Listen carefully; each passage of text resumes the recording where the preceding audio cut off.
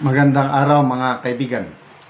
Bigyan natin ng reaction, opinion ngayon itong pinaka-latest post ni Attorney Rowena Guanzon 44 minutes ago. Shortlist for Ombudsman. Nilabas na po ng Judicial and Bar Council yung listahan. Sino yung nakakuha ng 4 votes and above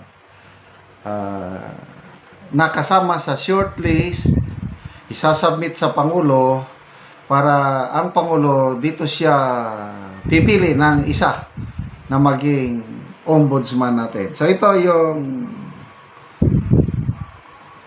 kasama sa shortlist. 7 sila. Out of 17 applicants, 7 ang nakasama.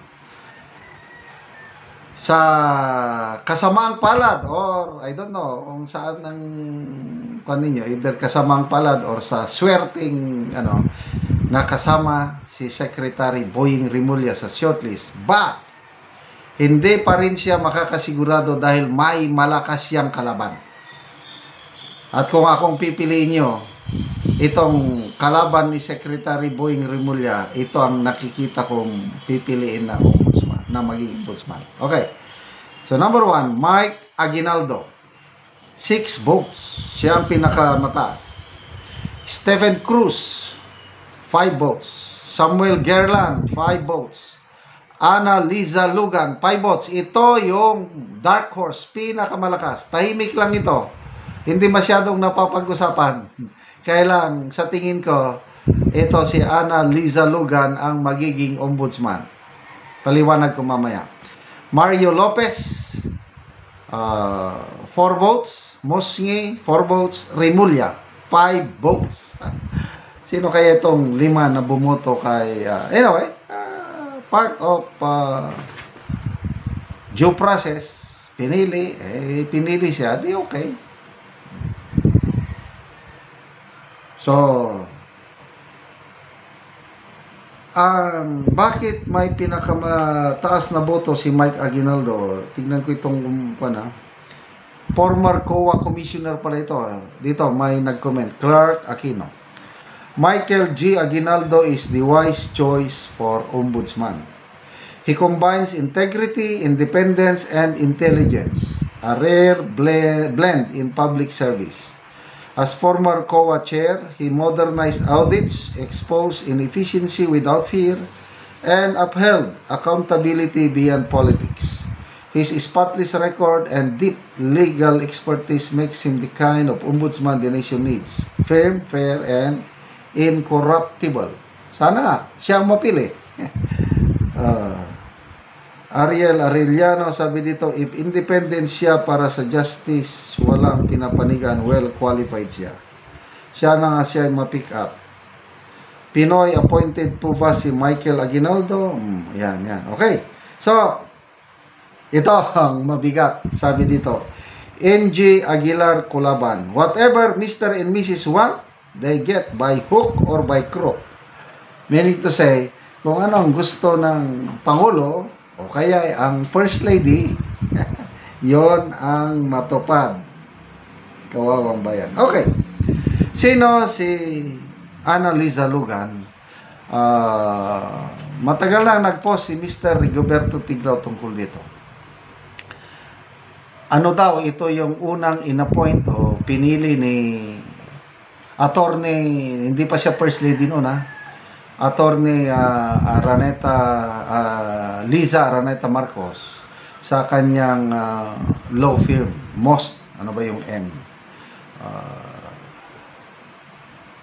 Basta pangalan ng mga ito.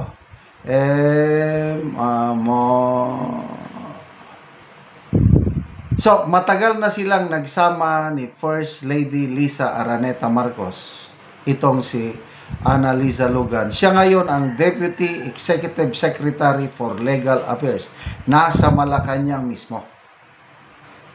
At kung pakikinggan natin yung analysis ni Mr. Rigoberto Tiglao, sumasang-ayon ko sa kanya na ang pipiliin. So, palagay ko, itong si Boying Rimulya, baka yan ang gusto ni PBBM dahil cabinet secretary niya eh. Kaya out of the 7 shortlist, ang maglalaban yan sa opinion ko lang ito I hope I am wrong. Dalawang maglalaban yan, Annalisa Lugan, manok ni First Lady, Boying Rimulya, manok ni Presidente. So, ultimately, sino ang masusunod? Kung ang pipiliing ombudsman si Rimulya, ay ibig sabihin, talagang naipakita ni Presidente na ako ang masunod. Yan, Rimulya. Kung biglang Annalisa Lugan, ibig sabihin, ang nasunod, yung isa. So anyway, prerogative ng Presidente yan. Basta importante, dumaan sa Judicial Bar Council at yan na nga, may shortlist. Kahapon, biglang nag-announce nag-post si Senator Amy na kawawa ang bayan, sabi niya, nagluluksa, itim ang kulay dahil itatalaga na si Boying Rimulya as ombudsman. Although ang kanyang prediction is ngayon, Lunes. So siguro, kung hindi man ngayong Lunes, within this week. Kasi sigurado yan, ipapasa na sa Presidente at madali na lang magpili. Kayo, sino ang inyong napupusuan? O sino? Kung ako, napupusuan lang ang gusto ko, itong si Samuel Gerland. Yung active ngayon, yung current, hindi pa siya retired na Supreme Court Justice. Nakakuha siya ng 5 votes. Yun ang aking manok. Kaya lang, pagdating na sa ganitong appointment, wala na yung nasa gusto ng Pangulo na lang yun. So, kung mangyari, ngayon lang, magkaroon ng ombudsman na galing sa executive, ibig sabihin, Rimulya ba?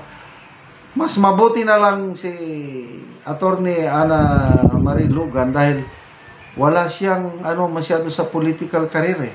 Ang alam ko, more on law practice siya, law practice. Si Secretary Boying Rimulya galing talaga sa politika. So, God save the Philippines. God save the Ombudsman. Sino kaya ang pipiliin ng Pangulo? Salamat sa inyong pagsubaybay mga kaibigan sa channel na ito. Nakakatulong kayo ng malaki sa tribong Talaandig ng Bukidnon dahil ang income natin sa channel na ito is pantulong natin sa tribo. Namimigay tayo ngayon ng libreng yero at pako para makapagpatayo ang tribo ng mas maayos nilang tahanan. Panoorin yung